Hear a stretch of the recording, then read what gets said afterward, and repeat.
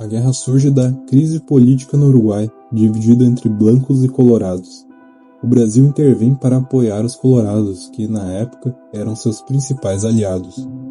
Para o Paraguai, essa intervenção mudaria o equilíbrio do Rio da Prata, pois naquela época era o seu principal meio de acesso ao mar. Solano Lopes começou a ver os brasileiros como uma ameaça direta. Ele estava convencido de que precisava agir antes de ser isolado.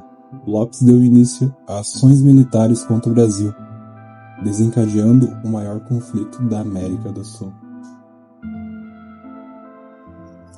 A guerra teve-se início em 27 de dezembro de 1864, quando Solano Lopes envia tropas para invadir o sul do Mato Grosso.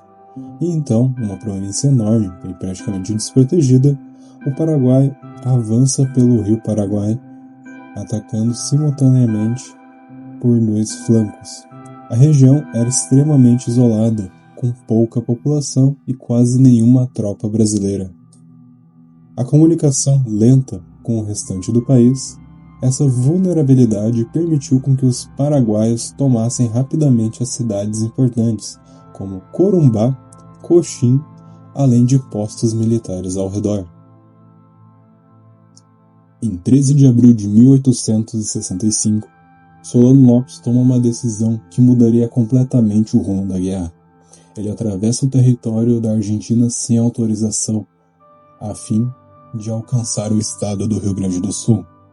As tropas paraguaias ocupam a cidade de Corrientes, capturam navios e hasteiam a bandeira paraguaia em prédio do governo local. Este ato é decisivo. A partir daí, a Argentina rompe todos os laços de diplomacia com o Paraguai. Até aí, não havia entrado na guerra, mas com a invasão ao seu território, junto ao Brasil e Uruguai, formam a Tríplice Aliança, unindo-se para lutar contra o Paraguai.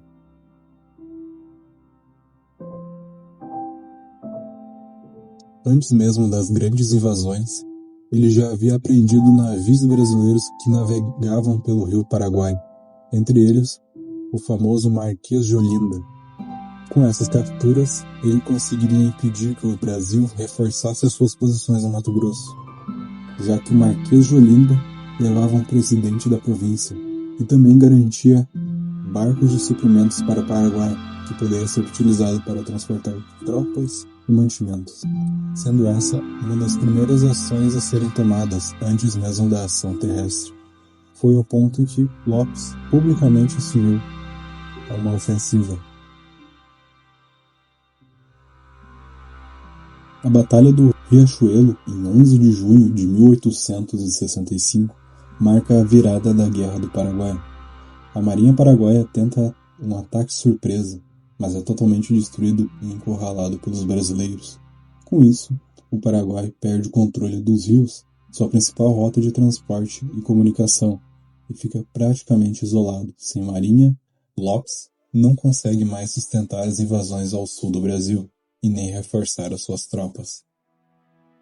Riachuelo é considerado a quebra logisticamente do Paraguai, impede o avanço e dá ao Brasil superioridade estratégica que definirá o restante do conflito.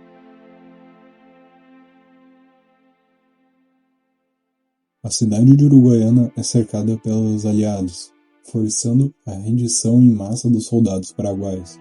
O episódio teve destaque pela presença do Dom Pedro II, o atual rei do Brasil naquela época. A única vez que o imperador brasileiro esteve em um campo de batalha.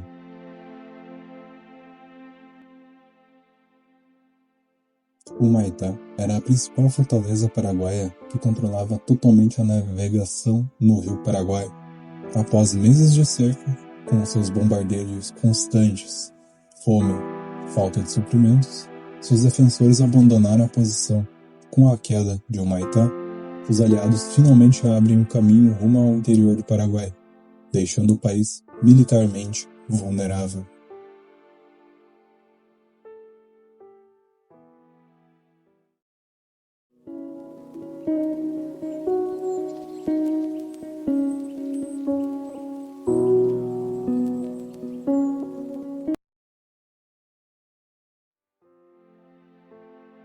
Travado em 24 de maio de 1866 foi a maior batalha terrestre da história da América do Sul.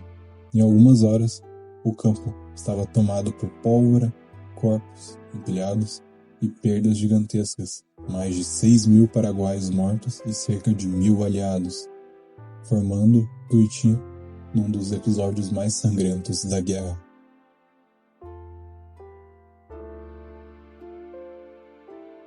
A partir de 1867, o exército paraguaio entra numa retirada desesperada pelo interior do país, sem comida, munição e devastados por doenças, transformando-se numa multidão de soldados esgotados.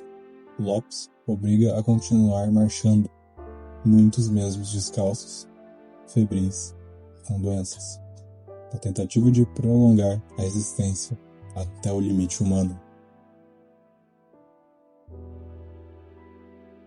Em 1º de março de 1870, após anos de derrota e fuga, Solano Lopes é finalmente alcançado pelas forças brasileiras em Cerro de Corá, ao norte do Paraguai.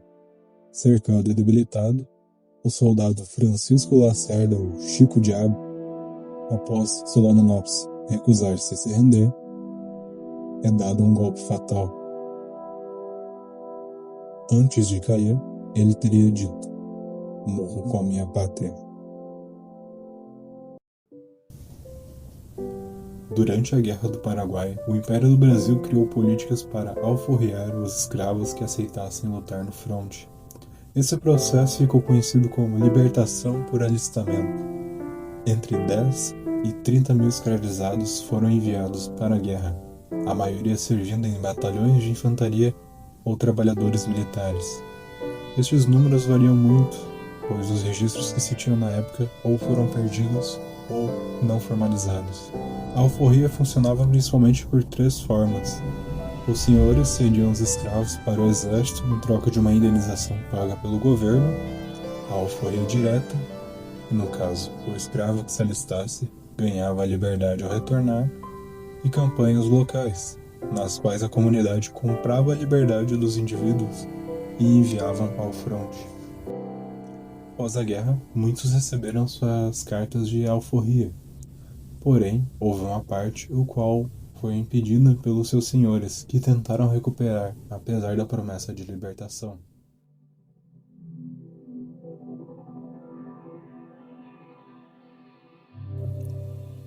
O Brasil entrou na guerra com a marinha mais poderosa da América do Sul, incluindo navios encouraçados, revestidos de ferro, tecnologia o qual era raríssima na região. Esses encouraçados suportavam tiros de canhão que destruíam navios comuns, enquanto os barcos paraguaios eram majoritariamente de madeira.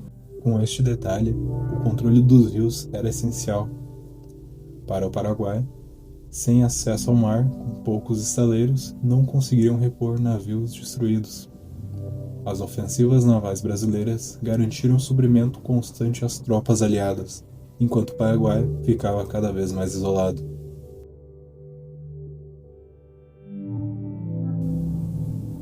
Durante a guerra, o maior número de mortos não foi em batalha, mas sim pelas doenças. As condições de acampamentos eram tão ruins que surtos espalhavam-se mais rápido de qualquer ofensiva militar. As doenças que mais mataram foram cólera, varíola, tifo, discernia, malária, febres tropicais e infecções. Boa parte dos soldados nunca chegou a ver o combate.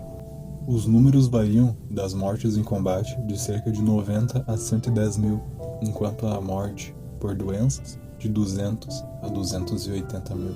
Cerca de 60 a 75% de todas as mortes vieram de epidemias e não das batalhas.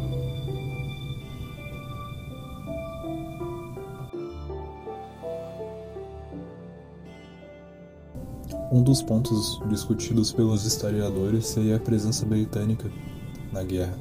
A Inglaterra tinha interesses econômicos pesados na região do Prata, principalmente no comércio com a Argentina e Brasil, que eram seus maiores parceiros sul-americanos. O reino acompanhava tudo de longe, querendo estabilidade nas rotas comerciais para garantir os seus pagamentos das dívidas externas, tendo indícios que os bancos ingleses facilitavam empréstimos para brasileiros e argentinos durante o conflito. Porém, não existe nenhuma prova documental que a Inglaterra tenha financiado a guerra de forma estratégica, armando os aliados ou incentivando o conflito. Essa teoria surge por cartas diplomáticas ambíguas, interesses econômicos óbvios e o fato do Paraguai tentar manter a economia mais fechada, o qual irritava Londres.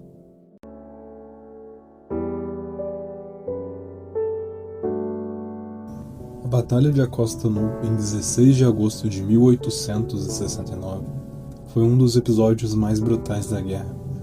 O exército paraguaio já estava em seu colapso, sem homens o suficiente. O que restavam eram apenas crianças, adolescentes e idosos, muitos armados apenas com lanças improvisadas. Quando os aliados avançaram, as crianças paraguaias tentaram resistir, mas foram massacradas. A parte mais chocante vem no final. Para dispersar quem ainda lutava e quem estava tentando fugir, os soldados aliados colocaram fogo no capim do campo, criando um incêndio que se espalhou rapidamente. Muitos jovens morreram queimados, presos entre as chamas e o cerco inimigo. Até hoje, no Paraguai, o dia 16 de agosto é o Dia da Criança, em memória deste acontecido. À medida em que a guerra piorava, Solano Lopes entrou num estado quase paranoico. Ele passou a ver conspirações em qualquer discordância. Isso insultou em execuções de pessoas no seu governo, como, por exemplo, o seu irmão, Benigno Lopes, que foi acusado de conspirar com o Brasil. Na lista também contendo os nomes de Vicente Barrios, que era seu cunhado e o ministro da guerra. A chamada Tragédia de San Fernando, de 1868, foi o auge dessa situação. Dezenas de oficiais, médicos, políticos, padres foram presos e torturados, e executados sob ordem direta de Lopes.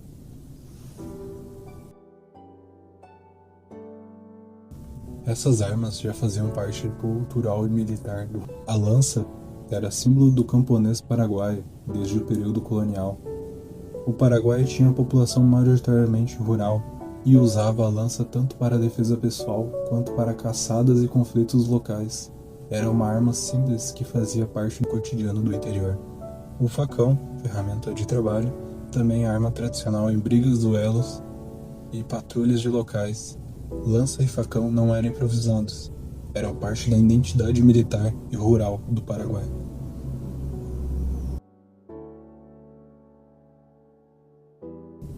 Piribebui foi a terceira capital provisória do Paraguai na fase final da guerra. Em 12 de agosto de 1869, tropas da divisão de infantaria de Conde Deu cercaram a cidade, que era defendida por civis, idosos e pequenos contingentes militares. A resistência, de uma forma já desesperada, com muitos defensores que usavam armas improvisadas, e a população inteira estava mobilizada. Muitas mulheres carregavam a pólvora, as crianças levando as munições e lutando ao lado de soldados. Quando aliados romperam as linhas, começou o episódio controverso. A batalha avançou dentro da cidade, e diversos relatos de época apontavam que as casas foram incendiadas e que rapidamente consumiu ruas inteiras devido ao calor e vento seco.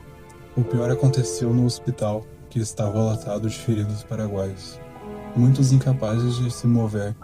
O prédio também pegou fogo durante o ataque e quase todos morreram queimados ou asfixiados.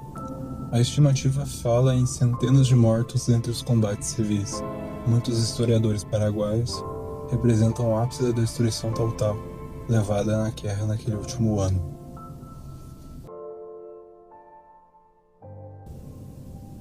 O número de mortos exatos da guerra é um dos pontos mais discutidos entre historiadores até hoje.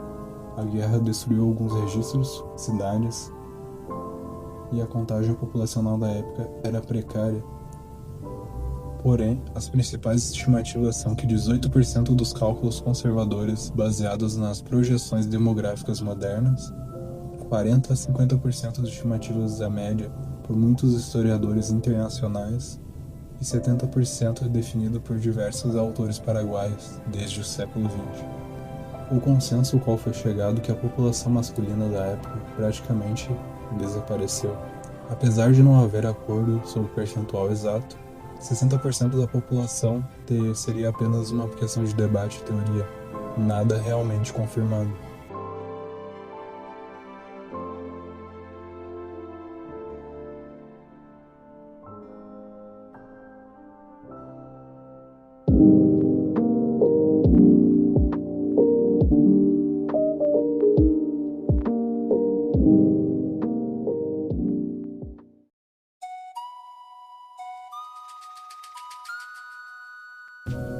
As residentas eram principalmente mães e esposas dos soldados paraguaios que seguiam-os em tropas.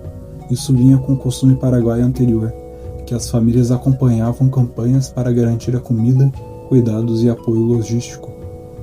Durante a guerra, esse papel cresceu muito, fornecendo água, comida, transporte, cuidavam dos feridos, atuavam como mensageiras e espiãs, e em situações críticas entravam em combate. Esse movimento foi tão essencial que vários relatórios brasileiros mencionavam a coragem e a presença constante em campo de batalha.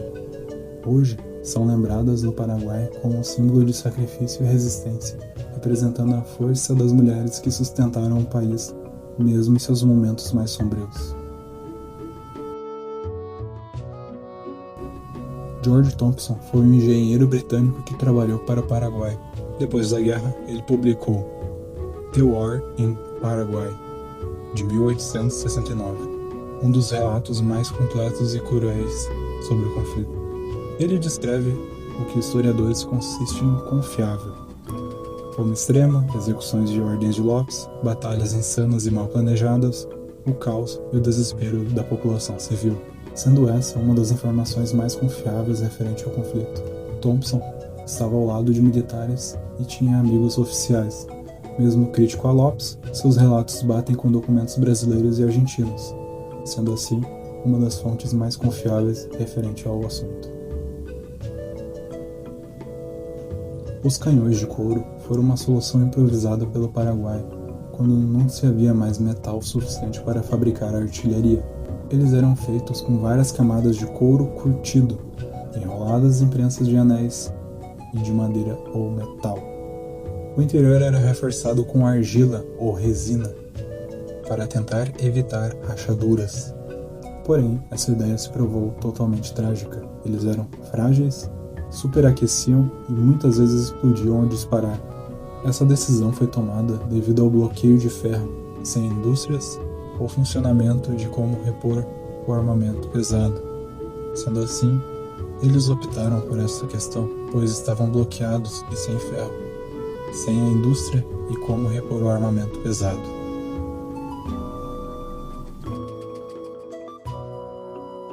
Enquanto a tríplice lutava, os seus líderes possuíam visões diferentes sobre a estratégia. Caxias defendia o avanço lento e seguro, uma logística sólida, enquanto Mitre queria rapidez para evitar crises políticas internas na Argentina. Essa diferença gera tensões, atrasos e discussões sobre quem tomaria a decisão-chave. Porém, na prática, o comando acabou sendo de Duque de Caxias. O Brasil tinha mais tropas, mais recursos, e Mitre precisou voltar à Argentina várias vezes. Arregou. As campanhas decisivas ficaram sob liderança de Duque de Caxias.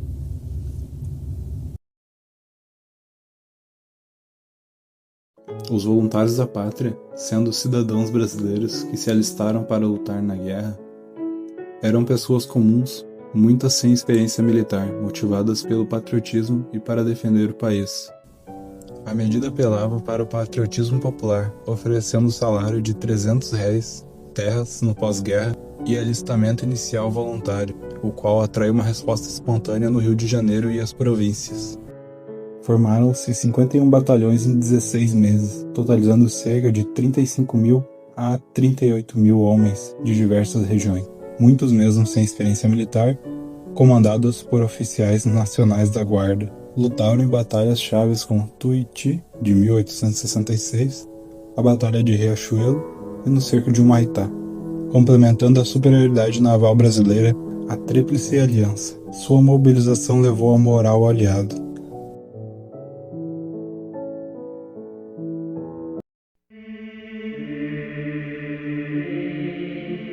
Uma das teorias atribuídas a Solano Lopes durante a guerra seria de que possuíam cartas secretas atribuídas a ele sobre alianças e ordens polêmicas. Muitas são consideradas suspeitas por historiadores. Algumas das correspondências falam de possíveis tentativas de alianças com Chile e Bolívia, ou até de contato com opositores do governo argentino. Já outras trazem supostas ordens extremas, como execuções de oficiais, acusações e traição, lista interna de inimigos, deslocamento forçado de civis. O real problema sobre essa questão é de que grande parte das cartas não possui manuscrito original e pode ter sido falsificado, como propaganda de guerra. Em resumo, sua autenticidade é duvidosa, por isso permanente no campo das teorias. Os Zuavos Baianos foram uma tropa de elite do exército brasileiro, formada por principalmente soldados da região da Bahia. Inspirado nos Zuavos franceses, usavam uniforme vermelho e eram altamente disciplinados e conhecidos pela coragem em combate corpo a corpo. Eles se destacaram nas batalhas importantes, especialmente nas ofensivas contra os inimigos e as fortificações, ganhando fama entre soldados aliados e respeito pelos seus inimigos. Grande parte dos soldados, especialmente os paraguaios, mas muitos brasileiros, lutavam e marchavam sem as botas. A falta de calçado vinha da pobreza e do desgaste de longas marchas e da logística precária. Marchavam quilômetros em terreno alagado ou pedregoso, o qual surgia a feridas abertas, muitas com infecções graves e perdas parciais. O Paraguai tentou comprar armas modernas na Europa durante a guerra, rifles, canhões e munições. Existem relatos de que alguns desses carregamentos foram bloqueados, atrasados ou desviados por previsões políticas entre Brasil e Argentina. Não há prova documental de uma interceptação oficial, mas há indícios que navios retidos em portos, encomendas que desapareceram, fabricantes evitando de vender para o Paraguai por medo de uma retaliação dos aliados. É uma teoria muito discutida, porém nada confirmado.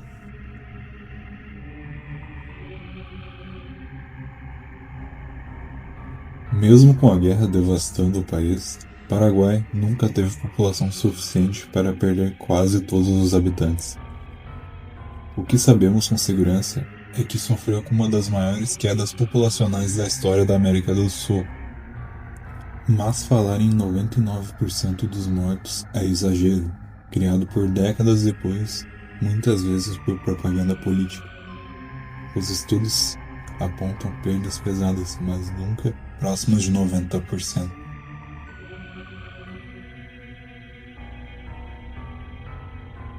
Antes da guerra, havia-se uma ideia de que o Paraguai era uma Suíça na América do Sul. Porém, isso não passa de um mito.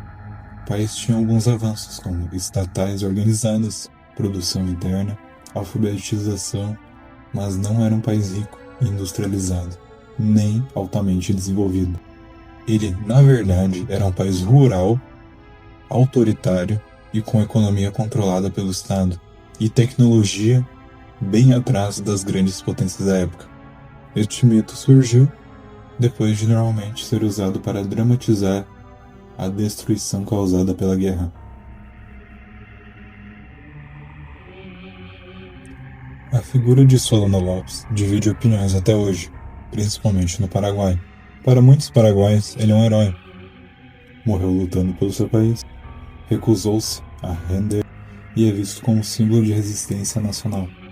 Porém, para outros, ele foi um tirano responsável pela tragédia do país, o qual concentrou o poder absoluto, perseguiu e executou supostos traidores, inclusive pessoas próximas, e levou o país à guerra, impossível de vencer, causando a destruição demográfica e econômica. Sendo assim, Lopes ocupa um lugar único na história. Um líder que pode ser visto como mártir patriótico ou como o homem que arrastou o país ao desastre.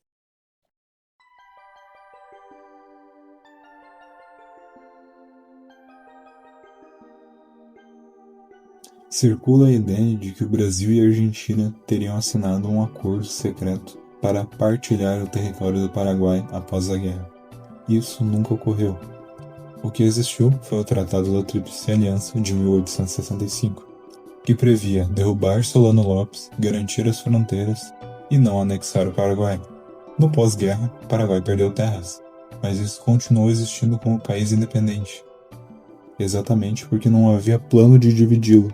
Esse mito surgiu com um tempo depois, alimentado por teorias conspiratórias e do nacionalismo tardio.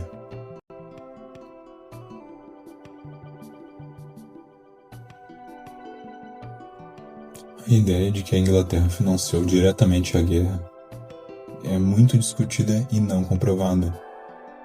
O que realmente existiu foi empréstimos britânicos ao Brasil, o qual o Brasil contraiu com os bancos ingleses para pagar os soldados, comprar navios e manter a economia funcionando durante a guerra. Mas isso era algo comum, o Império já pagava empréstimos antes da guerra. O que não existe prova é que a Inglaterra teria pagado exércitos da Tríplice Aliança, Londres teria planejado uma guerra e os britânicos manipulando os governos para destruir o Paraguai.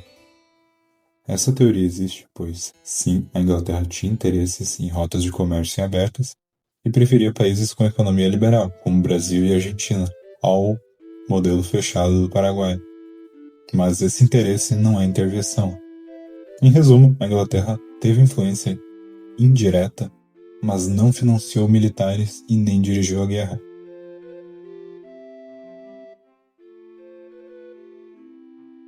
Após a morte de Solano Lopes, em 1870, o Paraguai ficou totalmente destruído, sem exército, governo e com uma população drasticamente reduzida. A reconstrução foi lenta e controlada pelos vencedores. Houve uma ocupação militar de 1870 a 1876 por tropas brasileiras que permaneceram no país para garantir a estabilidade e instalar um novo governo. Reforma política, que adotou uma nova Constituição em 1870, com a liberdade de imprensa, eleições e limites de poder presidenciais e medidas fortemente influenciadas pelos aliados. Novos presidentes, civis paraguaios, foram apoiados por aliados. Em resumo, o Paraguai entrou numa fase longa de reconstrução social e econômica, que durou décadas.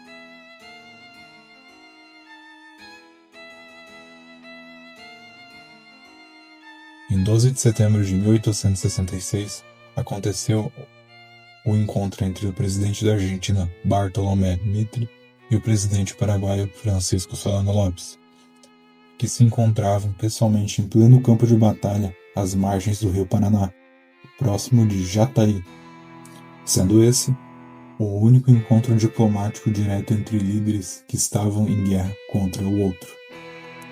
Neste encontro, Lopes propôs uma negociação de paz. Mitre ouviu, porém não aceitou os termos, e disse que qualquer acordo deveria ser assinado pelos três aliados, Brasil, Argentina e Uruguai. Lopes queria discutir com a Argentina, tentando isolar o Brasil. Sendo assim, o encontro terminou cordialmente, mas sem acordo, e a guerra continuou. Isso mostra que Lopes ainda buscava saídas diplomáticas, mas sem abrir mão de suas posições centrais. Mostrava também que Mitre não tinha autoridade total e ele dependia do apoio brasileiro devido ao tratado. Após a guerra, em 1870, cada país da Tríplice saiu de um jeito diferente da guerra. O Brasil liderou grande parte do esforço militar e saiu vitorioso, mas extremamente endividado. Os custos de guerra foram tão altos que o Império entrou numa crise permanente. Inflação e aumento de impostos, e uma dívida gigantesca para bancos ingleses.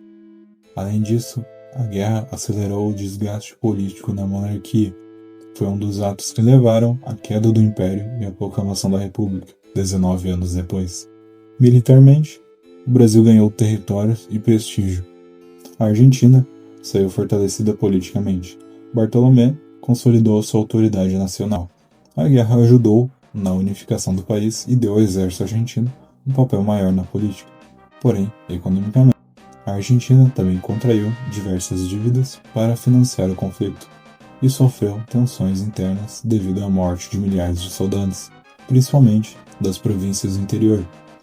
Ainda assim, saiu um país mais estável e com maior influência regional.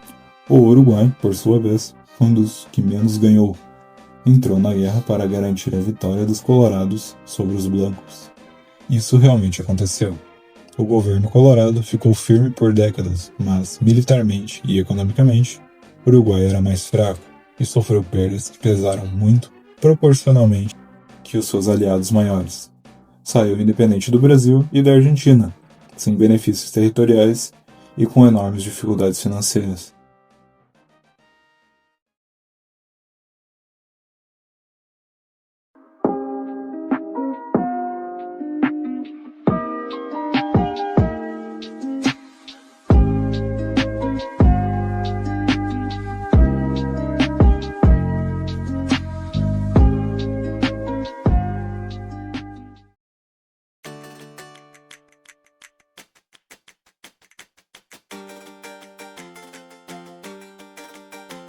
O tenente Marcolino José Dias, conhecido como Herói Negro Esquecido, foi um soldado baiano, ex-escravo.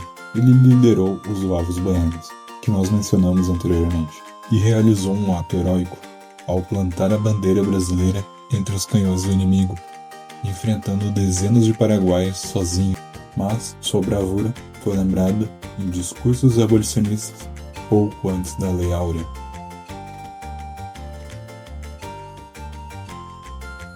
Basicamente, é o nome paraguaio para a guerra, também chamado de Guerra Grande ou Guerra contra a Tríplice Aliança, destacando a visão do conflito como uma luta épica contra o Brasil, Argentina e Uruguai. O termo reflete o orgulho nacional paraguaio, apesar de devastadoras derrotas com a Batalha de Riachuelo, que garantiu o controle dos aliados. Essa nomenclatura enfatiza o impacto demográfico e territorial sofrido pelo Paraguai. Duque de Caxias, comandante-chefe brasileiro da guerra, escreveu cartas durante o cerco de Humaitá, como uma de 30 de março de 1867, em Curupaiti, expressando exaustão após dias sem descanso e planos para assaltar a fortaleza. Isso mostra sua determinação tática, em meio a fugas inimigas e pressões logísticas, destacando sua liderança exausta, mas estratégica. Genro de Dom Pedro II e casado com a princesa Isabel, assumiu o comando em 1869 para a fase final da guerra, liderando 26 mil homens na campanha de Cordilheira contra a resistência paraguaia.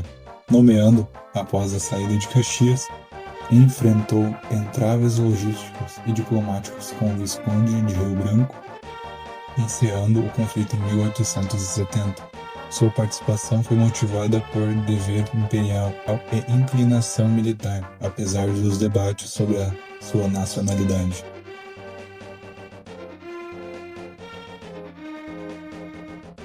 Surgindo em 2022, impulsionada pela bancada paraguaia no Parla Sul, que criou a Subcomissão de Verdade e Justiça da Guerra da Tríplice Aliança, em junho, para revisar o conflito de 1864.